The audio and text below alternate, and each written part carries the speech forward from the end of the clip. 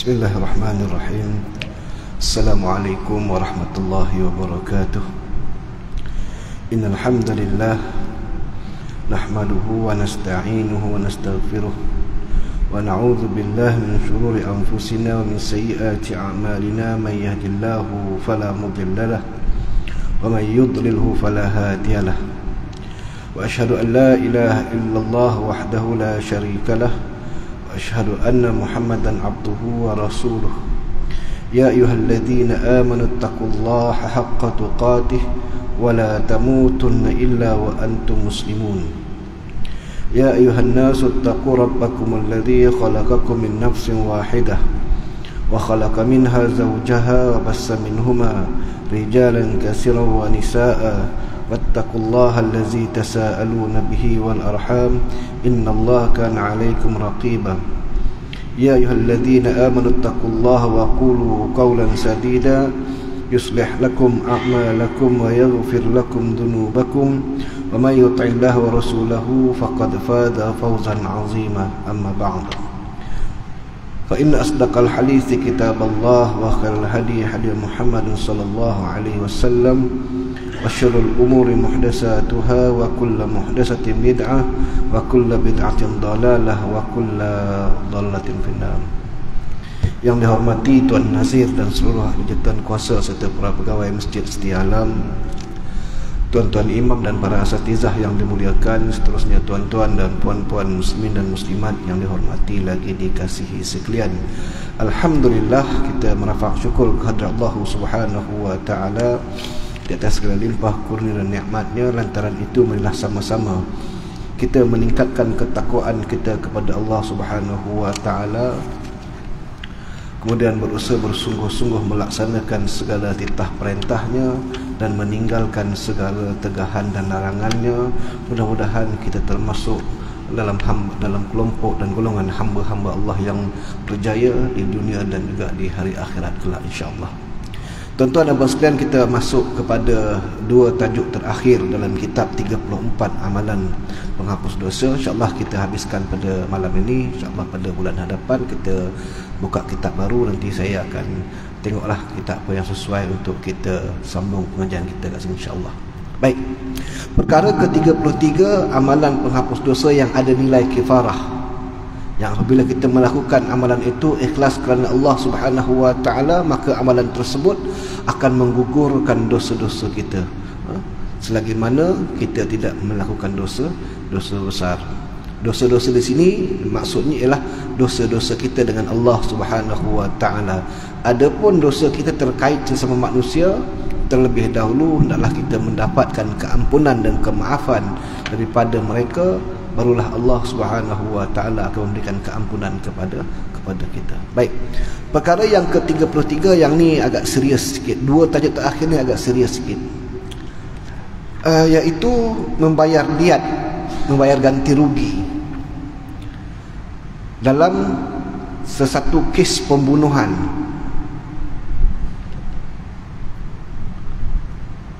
Dalam satu kes pembunuhan, kita rasa macam kita tak bunuh lah kot, insyaAllah lah. Tapi tuan-tuan jangan, kita tengok dibahaskan di sini, siapa sahaja dari kalangan kaum muslimin yang menghilangkan nyawa seorang mukmin yang lain secara tidak sengaja. Sesiapa yang membunuh saudara dia muslim yang lain tanpa sengaja, tak sengaja, bukan dengan niat, tak sengaja, baik dengan cara memukulnya dengan tangan yang kosong ataupun dengan menggunakan senjata. Kawan tu dah memang sakit, lempang kawan tu jatuh mati, dah sudah. Kemudian atau dengan sebab lain seperti kecelakaan di jalan raya, kita terlanggar orang, mati kawan tu.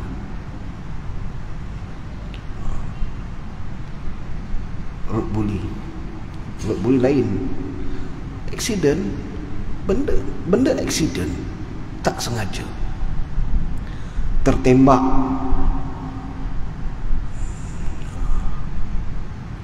Tuan-tuan yang dikasihi sekalian, hari ini nyawa orang Islam, nyawa Melayu, nyawa masyarakat, nyawa manusia ini banyak diragut di atas jalan raya. Baru ni saya tengok di Putrajaya berapa kematian, aksiden lori, aksiden dengan kenderaan yang berat. Hari-hari kita mendengar laporan kematian akibat daripada kecelakaan jalan raya. Baik, maka kifarah bagi orang yang menghilangkan nyawa secara tidak sengaja ini adalah melakukan salah satu daripada 3 perkara tersebut. Kifarah di sisi Allah Subhanahu wa taala. Undang-undang dunia lain, undang-undang Allah lain, berbeza kat sini. Baik. Pertama, jika seseorang yang terbunuh itu adalah seorang muslim, jika seseorang yang terbunuh itu adalah seorang muslim, maka diatnya berdasarkan kepada firman Allah Ta'ala, wa ma kana li mu'minin ayyaqtula mu'minan illa khata'a wa man qatala mu'minan khata'an fatahriru raqabatin mu'minatin wa diyatun musallamatun ila ahlihi ila akhir ayat. Dan dia tidak patut bagi seorang yang beriman membunuh seorang beriman yang lain kecuali kerana tersalah atau tidak sengaja. Barang sesiapa yang beriman kerana tersalah, hendaklah dia memerdekakan seorang hamba sahaya yang beriman serta membayar tebusan yang diserahkan kepada keluarga yang terbunuh itu. Diat ganti rugi kepada seseorang yang mengambil membunuh secara tidak sengaja. Tuan-tuan, poin kita malam ni ialah membunuh tidak sengaja. Salah satu contohnya ialah apabila berlaku kecelakaan di atas jalan raya, aksiden. Kita terbabas, lalu kita merumpuh orang dan orang itu mati. Ini contoh yang paling dekat yang pengarang bawa lah, yang kita mudah faham. Sama ada kenderaan dengan kenderaan, atau orang berjalan kaki, atau kenderaan kecil dan sebagainya. Poin dia kat sini ialah kita terlanggar dia. Punca kita terlanggar itu terpulang banyak alat, banyak sebab. Brek tak makan lah, apa tergelincir lah, segala macam, itu cerita lain. Baik, isunya terlanggar dan terbunuh, lalu dia meninggal dunia, dan dia adalah orang yang beriman. Baik. Ketika COVID yang pertama, ketika kita dalam suasana PKP yang pertama, di kampung kami, saya masa tu Allah takdirkan saya terkurung dekat kampung. Saya dengan ibu saya serumah, isteri dan anak-anak saya di rumah mertua saya. Pasal masa tu kan cuti sekolah, balik kampung, saya balik rumah saya nak tolong mak saya lah kemaskan apa ni, repair rumah apa semua. Rupanya kena berkurung kat situ berbulan-bulan. Tuan-tuan, ada pada satu hari saya pergi ke balai polis, ada urusan lah ke balai polis. Pergi balai polis, saya lihat ada satu orang mundar-mandir dalam balai itu, mundar-mandir kulu kili. Saya tanya officer kat pejabat kat balai, apa kes saudara kita tu? Dia kata dia tertembak orang.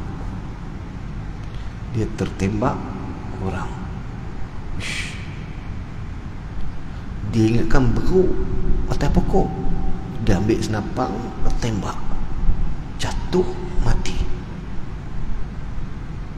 Sengaja tak? Tak sengaja. Dalam undang-undang kita pun ada pembunuh tanpa, membunuh dengan cara tak sengaja. Dalam undang-undang kita pun ada. Okey. Satu, Allah alam, saya tak tahu, saya tak ikutilah kisah dia apa yang berlaku sekarang ni dalam kes bicara mahkamah. Allah alam, kita ni tertembak. Dan bukan sekali kita dengar orang pergi masuk hutan berburu tu tembak kawan sendiri kan. Yang ni dia ingatkan buruk ke apa ke atas pokok, ambil senapang tembak kawan tu, jatuh mati. Ish, saya meremang dulu rumah satu. Kalau tuan-tuan ingat setahun yang lalu ada suatu kes suami dan isteri bergaduh. Suami naik angin, pukul isteri sampai mati. Dan akhirnya isteri kena pukulan suami, mati. Dicekik semua, mati.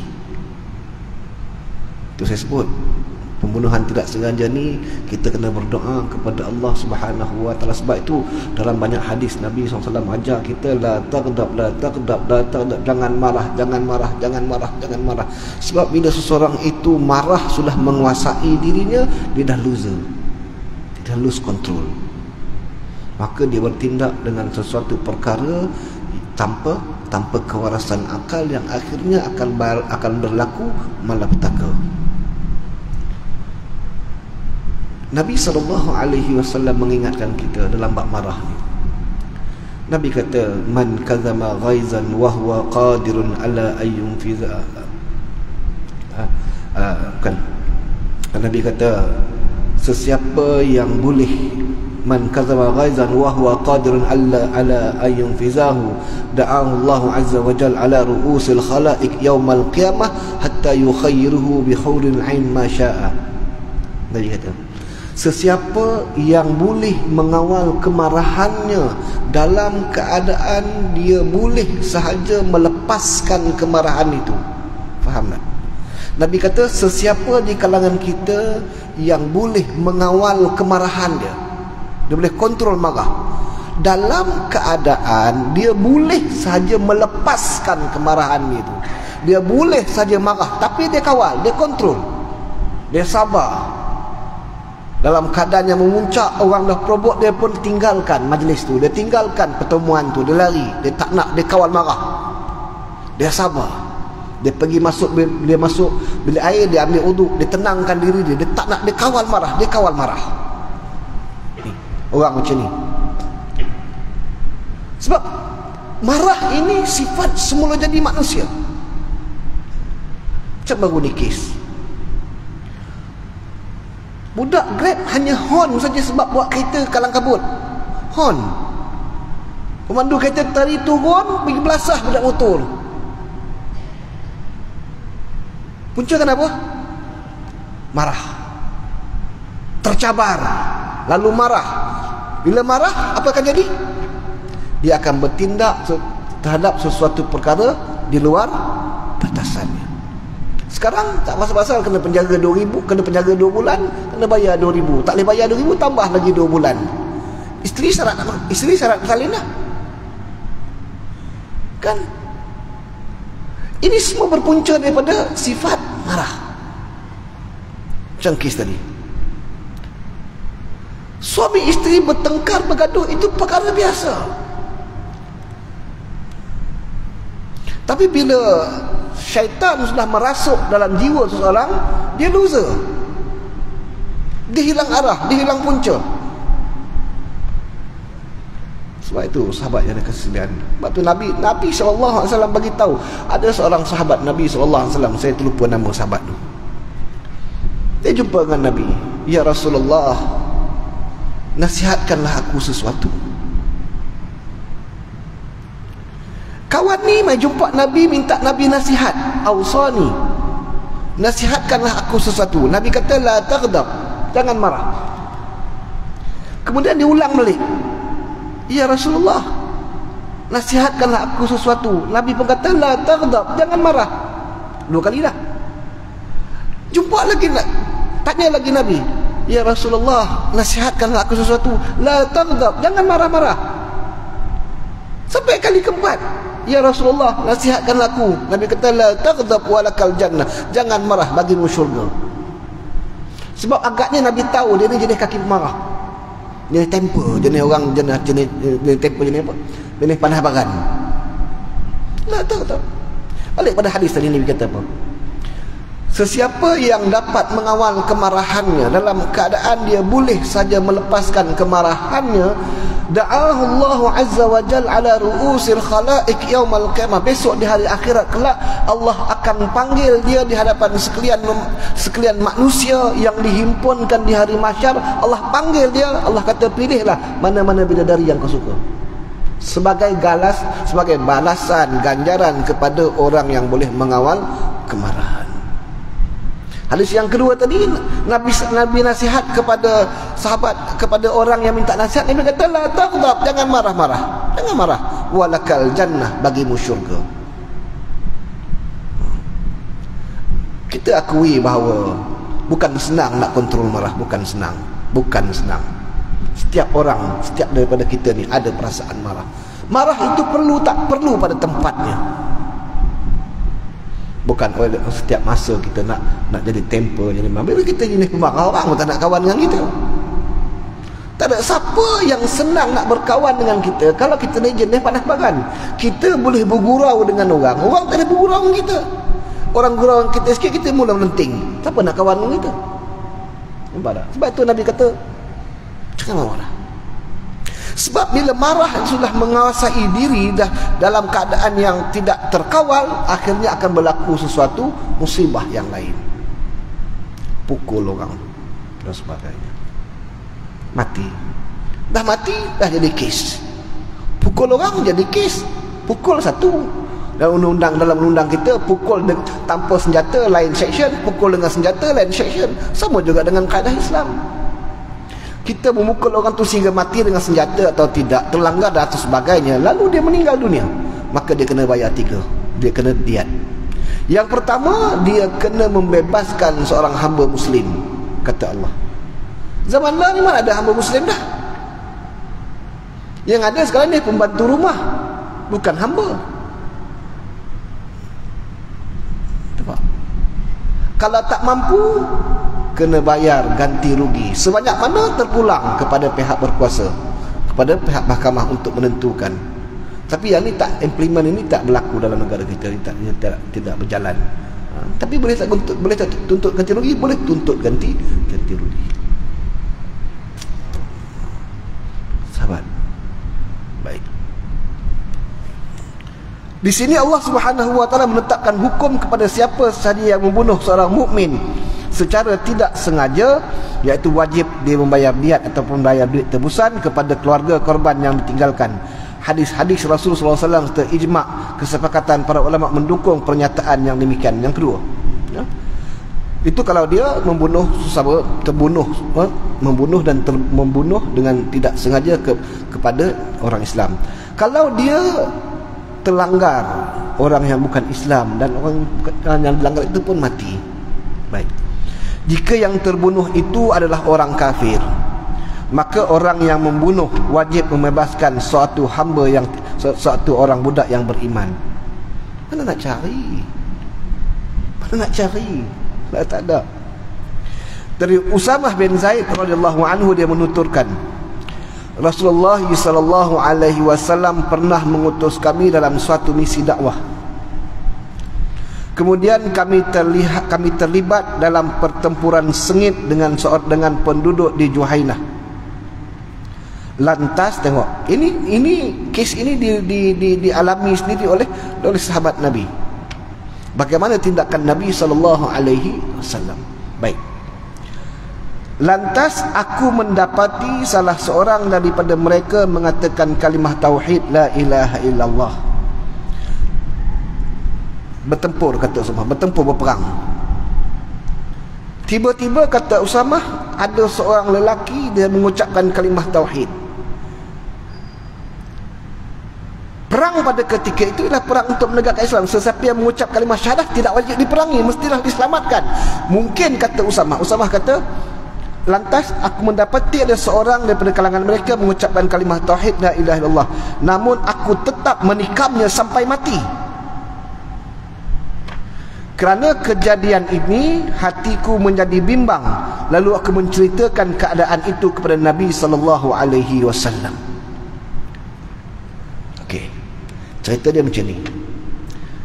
Dalam misi itu berlaku peperangan. Dalam peperangan itu musuh, ada di kalangan seorang musuh itu dia mengucapkan kalimah tauhid la ilaha illallah.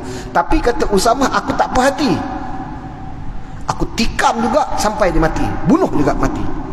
Lepas itu, lepas perang tu dia rasa gusar, tak sedap hati, dia mengadu kepada Nabi SAW. Nabi tanya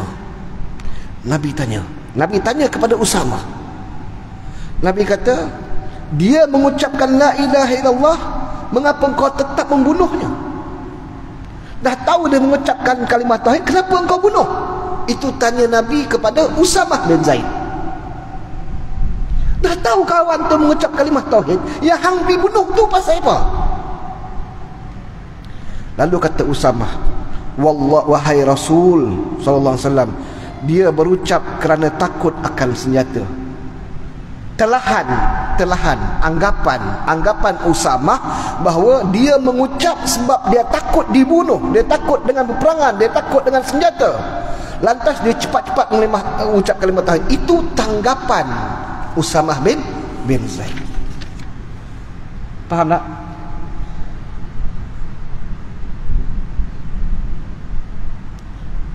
Usamah bin Zaid menyangka, pada persangkaan Usamah bin Zaid bahawa dia terpaksa mengucap kalimah tauhid tadi sebab dia takut dibunuh dalam peperangan itu.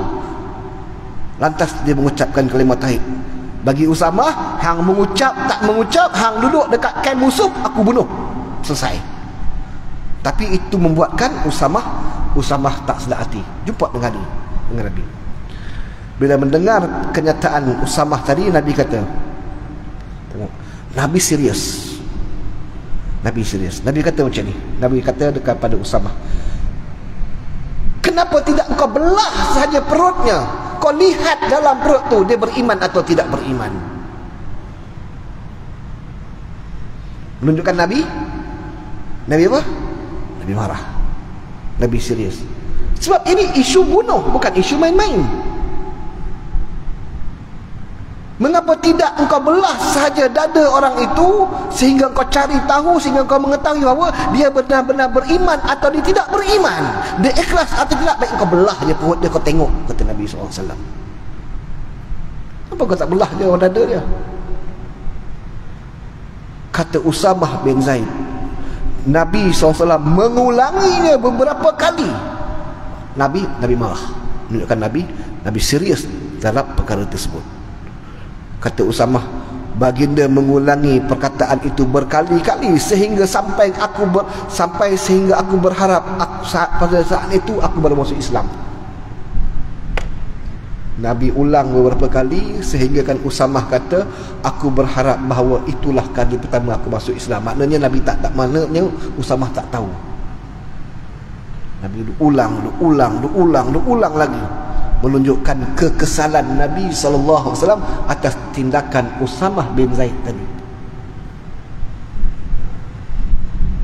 Tuan-tuan dan puan-puan rahimakumullah, itu kita kena jaga elok.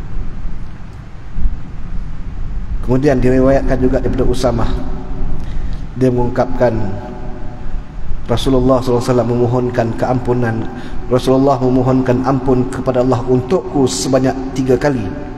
Tapi Nabi SAW, yelah mungkin Usamah pun tak sengaja kan, Usamah bukan sengaja, dia tak sengaja, tapi bunuh dengan ijtihad dia bunuh kawan dia tadi. Lalu Nabi SAW memohonkan keampunan untukku sebanyak 3 kali kepada Allah Subhanahu wa ta'ala. Sambil Nabi berkata kepadaku, merdekakanlah hamba, merdekakanlah seorang hamba. Baginda beliau tidak menghukumku dengan kisas dengan ataupun diat. Oleh kerana Nabi perintah kepada Usamah supaya Usamah bebaskan hamba, dan Usamah bebaskan hamba, maka dia selamat daripada bayar diat dan hukum yang lain. Sebab 3 perkara, salah satu daripada 3 perkara tersebut. Nampak? Itu dalam peperangan je.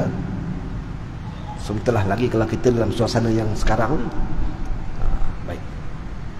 Ketiga, siapa sahaja yang tidak mempunyai harta untuk memerdekakan budak, wajib baginya berpuasa selama 2 bulan berturut-turut. Jenuh tuan-tuan nak berpuasa 2 bulan berturut-turut. Terkait dengan keharusan berpuasa selama 2 bulan berturut-turut ini, kalau seseorang itu tidak berpuasa kerana haid, sakit, sedang musafir, dalam keadaan darurat seperti berperang ataupun berubat, maka semua itu tidak boleh dikategorikan memutuskan kesinambungan puasa. Jadi dalam kondisi tersebut, seseorang itu dipersilakan melanjutkan rangkaian puasanya setelah haidnya selesai atau setelah sakitnya sembuh. Dia tetap kena berpuasa juga.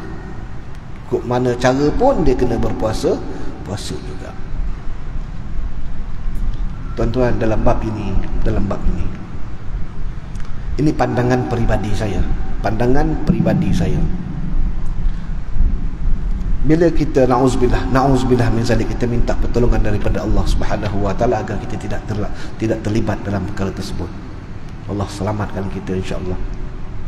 Kalaulah kita terlanggar seseorang lalu meninggal dunia, kita beristighfarlah, bersegera beristighfar, mohon ampun kepada Allah Subhanahu wa taala. Kalau kita ada duit sikit, kita bagilah kepada ahli keluarganya. Kita bagilah kepada ahli keluarganya sebagai tiad, dan berpuasalah untuk menebus hak kita dengan Allah, bukan hak kita dengan undang-undang yang ada. Undang-undang tu undang lah, yang tu kena teruslah undang, sebab kita duduk dalam negara ni. Yang keduanya, antara kita dengan Allah, kita ada duit, kita bagi. Kalau ada sekarang, sebab itu hari ni orang lindungi perkara ini dengan insurans.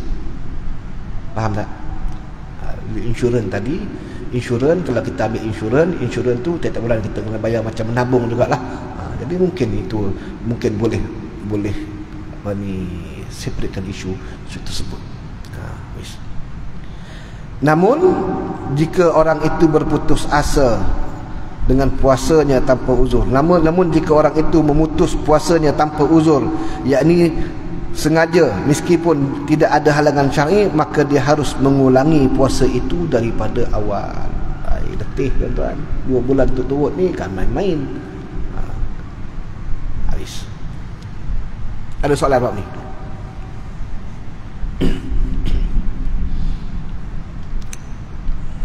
Baik.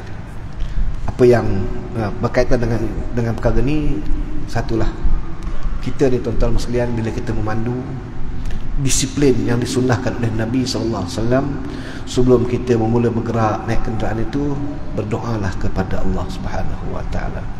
Mulakan perjalanan kita dengan zikir Bismillahirrahmanirrahim wa mursaha inna rabbil ghafurun. Doa-doa naik kenderaan dan sebagainya, minta perlindungan daripada Allah Subhanahu wa taala daripada sebarang kecelakaan ataupun aksiden di tengah jalan, sama ada kita melanggar atau kita dilanggar.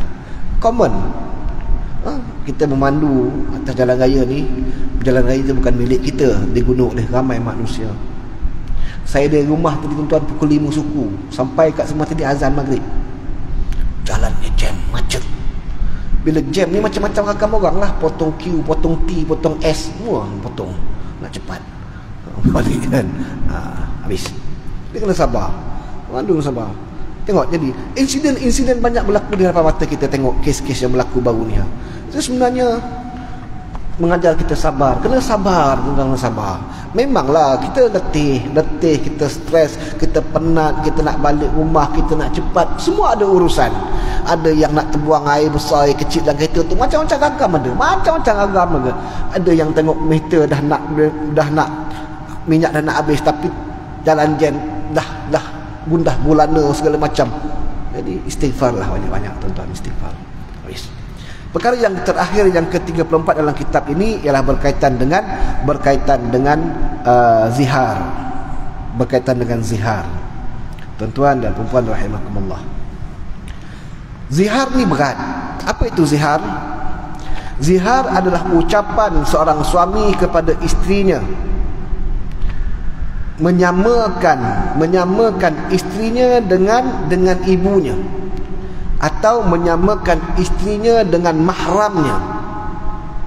Bukan dengan ibu saja, tapi dengan mahramnya yang lain. Disamakan. dengan niat untuk tidak menyetubuhinya. Baik. Siapa sahaja yang melakukan zihar ini lantas ingin kembali kepada isterinya, maka dia harus melakukan salah satu daripada 3 perkara tersebut. Nak merungkai balik perkataan zihar tadi bukan main-main. Sebab itu tuan-tuan, kita dengan isteri kita bab ini kena jaga elok-elok. Baik. Pertama, dia kena bebaskan seorang hamba. Saya dah sebut, negara kita tak ada sistem perhambaan, tak ada. Yang kedua, jika tak mampu, hendaklah dia berpuasa selama 2 bulan berturut-turut. Jangan main-main. Kalau dah tak nak isteri itu, lepaskan dengan baik. Kalau dah tak nak isteri itu, dah tak sayang dengan dia, lepaskan dia elok-elok. Pergi ke mahkamah, pergi pejabat agama, pergi mahkamah, lafazkan talak, kemudian hakim akan tentukan segala macam. Lepaskan elok, hantar dia balik mak ayah dia. Bukan dizihar. Tiba-tiba satuan dia kita nak comeback balik. Biar kita lepaskan, biarlah dilepaskan isteri itu dengan talak 1 baik ataupun talak 2. Lepaskan. Jangan dizihar dia. Bila talak 1, kita rasa kita nak dalam tempoh iddah itu, bila kita nak comeback, kita boleh rujuk anytime. Begitu juga dengan talak 2. Tapi kalau ada zihar, nak kembali semula, pertama bebaskan hamba. Yang kedua, berpuasa 2 bulan berturut-turut. Boleh? Tak imam boleh, tak imam? 2 bulan berturut-turut boleh? Jam. Jangan main-main. Kang, kena Kang, 2 bulan berturut puasa. Tak kena. Ada kena. Bukan senang nak puasa 2 bulan tu. Puasa sebulan Ramadan pun dia minta nyawa. Yang ketiga, beri makan 60 orang fakir miskin. Baik, kita tengok sikit bab zihar.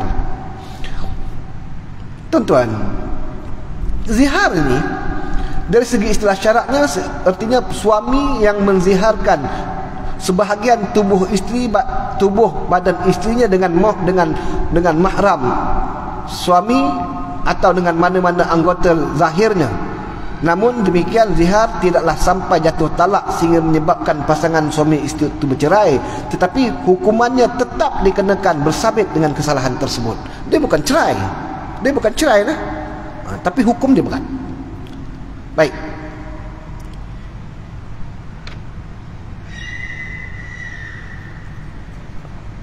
Jatuhnya hukum zihar itu apabila telah memenuhi 4 perkara. Zihar terkena kepada kita zihar 4 perkara. 1, suami yang sah. 2, isteri yang sah. 3, orang yang dizihar dengan isterinya itu mahram suami. Dia menyamakan sebahagian tubuh isteri. Tengok, punggung kamu macam punggung mak aku lah, punggung kau macam punggung kakak aku lah. Itu bahasa kasarnya lah, bahasa penggunaan kita hari-hari. Kita menyamakan dia dengan mahram kita, adik-adik kita yang diharamkan untuk kita berkahwin. Muka kamu, hidung kamu atau apa sahaja fizikal pada badan dia, kita samakan dia dengan ibu dan juga adik-beradik perempuan kita. Baik. Lafaz zihar sama ada secara terang-terangan atau sindiran atau melalui tulisan atau dalam bahasa isyarat kepada orang bisu, dengan isyarat itu boleh difahami.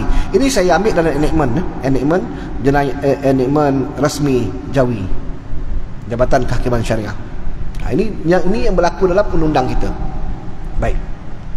Senarai mahram suami siapa? Senarai mahram suami. Pertama, ibu kandung kita. Nenek, anak saudara perempuan suami, termasuklah anak saudara kakak atau anak abang suami. Banyak. Keempat, anak saudara perempuan dari pihak isteri. Ia juga tidak boleh disamakan dengan isterinya, walaupun pada zahirnya suami tidak ada pertalian darah dengannya, tetapi dalam hal ini anak saudara tersebut telah menjadi muhrim kepada suaminya. Sebabnya suami tidak boleh mengahwirinya, yakni memadukannya dengan isterinya selagi hayat isteri masih ada. Hubungan muhrim ini akan terputus sebaik saja suami itu bercerai hidup atau bercerai mati dengan isteri tersebut. Setelah itu barulah suami itu boleh berkahwin dengan anak saudara perempuan isteri. Anak saudara perempuan isteri, maknanya adik anak kepada adik beradik ipar kita, kan? Tak boleh, sebab dia mahram sementara. Kelima, cucu saudara perempuan, cucu saudara perempuan suami. 6, adik-beradik perempuan suami, termasuklah adik-beradik kandung dan adik-beradik tirinya, sama ada sebelah ibu atau sebelah bapanya. 8, anak kandung suami isteri, anak kandung suami isteri. 9, anak suami isteri, anak tiri isteri. 10, anak isteri bagi suami. Tengok, banyak. Baik tu jangan mulut tu kawal sikit. Baik, tuan-tuan, itu banyaklah. Hukum zihar. Zihar hukumnya haram. Ini bermakna lelaki yang menzihar istrinya dikira berdosa kerana mengharamkan perkara yang halal.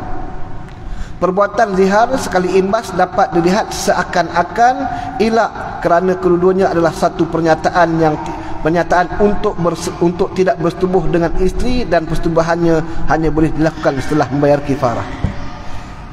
Baik, tuan-tuan, zihar ini hanya berlaku apabila kita menyamakan isteri dengan anggota tubuh isteri tadi dengan mahram kita tadi, dengan ibu kita. Baik, dengan contohlah ibu yang mudah tuan-tuan faham, dengan ibu ataupun dengan adik-beradik perempuan kita yang kita diharamkan berkahwin dengannya.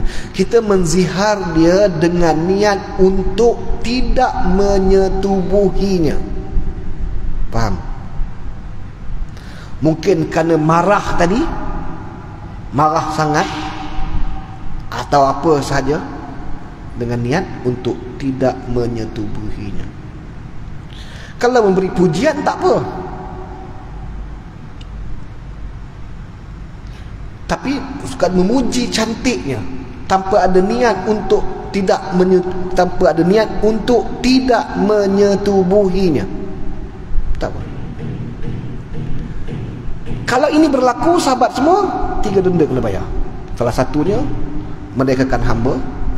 Kedua, berpuasa 2 bulan berturut-turut. Atau tidak mampu, hendaklah dia memerdekakan ataupun memberi makan 60 fakir miskin. Sikit lagi, zaman Nabi SAW ada berlaku kes macam ni. Kemudian sahabat tadi puasa pun tak mampu, memerdekakan hamba pun tak mampu, bagi makan dengan orang miskin pun tak mampu.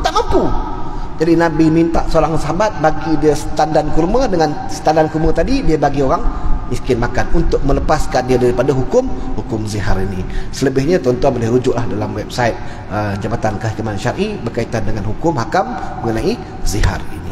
Wallahu a'lam. Subhanallah bihamdika asyhadu an la ilaha illa anta astaghfiruka wa atubu ilaik. Wa sallallahu alaihi Muhammad wa ala alihi wa sahbihi wasallam. Walhamdulillah. Assalamualaikum warahmatullahi wabarakatuh.